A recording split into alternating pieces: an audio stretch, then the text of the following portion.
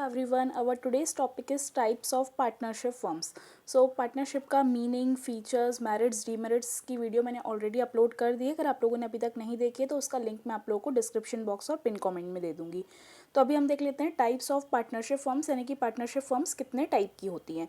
तो सबसे पहले तो यहाँ पे दो बेसिस पे इसको डिवाइड किया है। Partnership types of partnership on the basis of duration, यानी कि ड्यूरेशन के बेसिस पे, टाइम पीरियड के बेसिस पे, and partnership on the basis of liability of members, यानी जो पार्टनर्स हैं उनकी लाइबिलिटी के बेसिस पे। सो फर्स्ट हम देख लेते हैं partnership on the basis of duration, यानी कि टाइम पीरियड के बेसिस में कितने टाइप की पार्टनरशिप होती है। तो इसमें 3 टाइप की होती हैं। First one is partnership at will, fix period partnership and particular partnership. Partnership at will क्या होती है? The partnership formed for an indefinite period is known as partnership at will. Will मतलब हमें समझ में ही आ रहा है कि विल के ऊपर, यानी पार्टनर्स की इच्छा के ऊपर डिपेंड करती है कि वो कितने टाइम तक पार्टनरशिप को कंटिन्यू करना चाहते हैं। ठीक है, जब वो चाहेंगे पार्टनरशिप को बना सकते हैं और जब वो चाहें तो पार्टनरशिप को वो डिसॉल्व कर सकते हैं। The partnership form for an indefinite period, यानी कि एक इनडेफिनाइट पीरियड के लिए कोई पीरियड फिक्स नहीं है कि वो कब तक पार्टनरशिप को कंटिन्यू करेंगे। जब उनका मन होगा वो तब पार्टनरशिप को ख़त्म कर सकते हैं।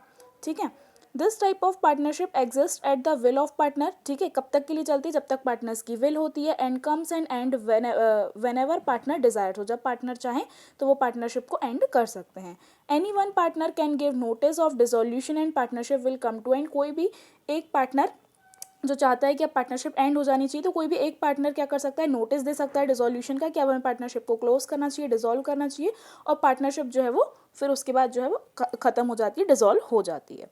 नेक्स्ट होता है फिक्स्ड पीरियड पार्टनरशिप। ठीक है, फिक्स्ड पीरियड पार्टनरशिप यानी कि एक फिक्स्ड पीरियड, नाम से ही समझ में आ रहा है कि एक फिक्स्ड पीरियड के लिए बनाई जाती है। लेट सपोज कि 2 साल के लिए कोई पार्टनरशिप बनाना चाहता है, 10 साल के लिए, 5 साल के लिए, इस टाइप से एक फिक्स्ड पीरियड के लिए बनाई जाती है। The partnership formed for a specified period of time, एक स्पेसिफाइड पीरियड ऑफ टाइम के लिए बनाई जाती है। से 5 ईयर्स, 10 ईयर्स, 3 ईयर्स, तो वो क्या कहलाएगी? फिक्स्ड पीरियड पार्टनरशिप कहलाएगी। This type of partnership firm automatically gets terminated on expiry of that specified time period. जैसे ही वो टाइम पीरियड खत्म हुआ, जैसे ही 3 साल कंप्लीट, अगर 3 साल के लिए आपने बनाई है तो जैसे ही 3 साल खत्म होंगे तो वो आपकी जो पार्टनरशिप है वो ऑटोमेटिकली डिसॉल्व हो जाएगी। ठीक है, तो फिक्स पीरियड पार्टनरशिप से क्या मतलब है कि एक फिक्स पीरियड ऑफ टाइम के लिए हमने बनाई है। पीरियड मतलब पहले से ही एक पीरियड जो है वो हमें पता है कि इतने पीरियड के लिए हमने बनाई है, उसके बाद वो अपने आप डिसॉल्व हो जाएगी। नेक्स्ट आता है पर्टिकुलर पार्टनरशिप। पर्टिकुलर पार्टनरशिप से क्या समझ में? एक पर्टिकुलर टास्क के लिए, एक पर्टिकुलर कॉन्ट्रैक्ट के लिए ये पार्टनरशिप होती है। The partnership which is form to carry a particular venture known as particular partnership, एक पर्टिकुलर टास्क के लिए होती है। This type of partnership come to an end automatically on completion of that venture. जैसे ही वो वेंचर, जो हमारा कॉन्ट्रैक्ट था, जो हमारा टास्क था, वो जैसे ही कंप्लीट होगा तो उसके साथ साथ पार्टनरशिप भी एंड हो जाएगी। For example, if 2 persons jointly get a contract for construction of a bridge, then these 2 persons may form a partnership to construct the bridge। मतलब कि 2 पर्सन को, मतलब किसी पर्सन जो ब्रिज कंस्ट्रक्ट करने के लिए उन्हें कोई पार्टनरशिप बनाई है। ठीक है, तो जैसे ही वो ब्रिज का कंस्ट्रक्शन हो जाएगा तो उनकी पार्टनरशिप भी वहाँ पे ही खत्म हो जाएगी। When bridge gets constructed and it's ready, then the partnership automatically comes to end. जैसे ही वो उनका टास्क कंप्लीट होगा, कॉन्ट्रैक्ट कंप्लीट होगा, तो पार्टनरशिप भी एंड हो जाएगी, अगर वो पर्टिकुलर पार्टनरशिप है तो। ठीक है, नेक्स्ट हम देख लेते हैं types of partnership based on the liability of members की, यानी कि पार्टनर्स की लाइबिलिटी के बेसिस पे पार्टनरशिप कितने टाइप की होती है। तो 2 टाइप्स की पार्टनरशिप होती है लाइबिलिटी के बेसिस पे। सो लाइबिलिटी के बेसिस पे जो फर्स्ट पार्टनरशिप होती है वो होती है जनरल पार्टनरशिप, यानी कि जिस पार्टनरशिप को अभी तक हमने पढ़ा कि the partnership in which the liability of all the members is unlimited, यानी कि जिसमें सारे ही पार्टनर्स की लाइबिलिटी अनलिमिटेड होती है, वो कहलाती है हमारी general partnership. Which means if the assets of the firms are not enough, then the creditor can settle their account by having claim over the personal property of the partner। यानी कि अगर firm को loss होता है और जो firm की asset है वो सफिशिएंट नहीं है क्रेडिटर्स को पे करने के लिए, तो जो क्रेडिटर्स हैं फर्म के, वो पार्टनर्स की पर्सनल प्रॉपर्टी पर भी क्लेम कर सकते हैं। ठीक है, each partner of general partnership firm can actively participate in the activities of firm, यानी इनकी लाइबिलिटी तो अनलिमिटेड रहती ही है और सारे पार्टनर्स जो फर्म का मैनेजमेंट होता है, जो भी जनरल एक्टिविटीज़ होती हैं उसमें एक्टिवली सारे पार्टनर्स इसमें पार्टिसिपेट करते हैं। In India all the partnership are general partnership firms. India में जितनी भी पार्टनरशिप फर्म्स होती हैं वो सब जनरल पार्टनरशिप ही कहलाती हैं। और नेक्स्ट होती है लाइबिलिटी के बेसिस पे limited liability partnership. Limited liability partnership को हम LLP भी बोलते हैं। यहाँ पे नाम से ही समझ में आ रहा है कि सारे ही पार्टनर्स की लाइबिलिटी क्या होती है यहाँ पे लिमिटेड होती है। A Limited Liability Partnership Act was passed in India on 30th December 2008, यानी कि 30th December 2008 को ये एक्ट पास हुआ था, जिसमें कि जैसे कि हमने पहले पढ़ा था इंडियन पार्टनरशिप एक्ट 1932 में, जहाँ पे हमने जनरल पार्टनरशिप देखी थी कि सारे पार्टनर्स की लाइबिलिटी लिमिटेड होगी, म्यूचुअल एजेंसी होगी, सारे ही पार्टनर्स एक्टिविटीज़ में जो है वो एक्टिवली परफॉर्म करेंगे, ठीक है। बट 2008 में क्योंकि उनको लगा कि जो लाइबिलिटी है पार्टनर्स की वो अनलिमिटेड है, तो इसलिए पार्टनर्स इसमें इंटरेस्ट नहीं ले रहे हैं पार्टनरशिप में, तो इसलिए उन्हें एक ऐसा एक्ट लाया कि उन्हें बोला कि अब पार्टनर्स की लाइबिलिटी को यहाँ पे लिमिटेड कर दिया गया, ठीक है।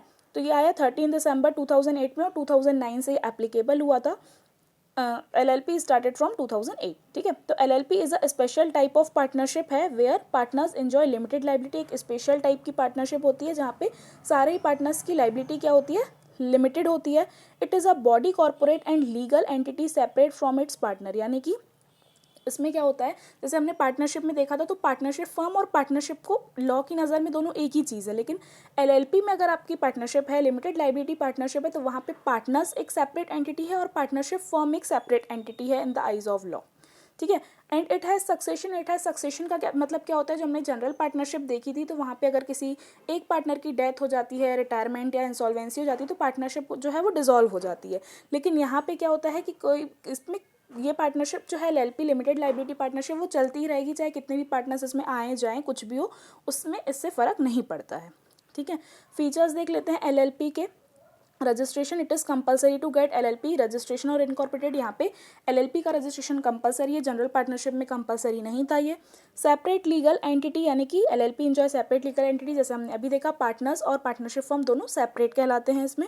म्यूचुअल एजेंसी, जनरल पार्टनरशिप में म्यूचुअल एजेंसी थी, बट यहाँ पे the action of one partner do not bind the other, यहाँ पे म्यूचुअल एजेंसी का कॉन्सेप्ट अप्लाई नहीं होता है। अगर कोई एक पार्टनर जो है कोई एक्ट करता है, कोई कॉन्ट्रैक्ट साइन करता है, एग्रीमेंट करता है, तो वो दूसरे पार्टनर्स को बाइंड नहीं करेगा, ठीक है। इससे दूसरे पार्टनर बाइंड नहीं होंगे। न्यू म्यूचुअल एजेंसी, कोई भी यहाँ पे म्यूचुअल एजेंसी नहीं होती है। कोई एक पार्टनर ने कॉन्ट्रैक्ट साइन किया तो उससे बाकी के पार्टनर्स उससे बाइंड नहीं कहलाएंगे, ठीक है। Liability, all partner have limited liability, सारे पार्टनर्स की लाइबिलिटी यहाँ पे लिमिटेड होगी। मेंटेनेंस ऑफ अकाउंट कंपलसरी है to maintain account and get them audited, account maintain भी करना है, उनका ऑडिट भी उनको करवाना है। जनरल पार्टनरशिप में ये अकाउंट मेंटेनेंस के लिए कंपलसरी नहीं था, ठीक है, उनको रिक्वायर्ड नहीं था जनरल पार्टनरशिप में। So I hope that today's topic is clear to you all. Our next topic will be difference between partnership and LLP. Thanks for watching.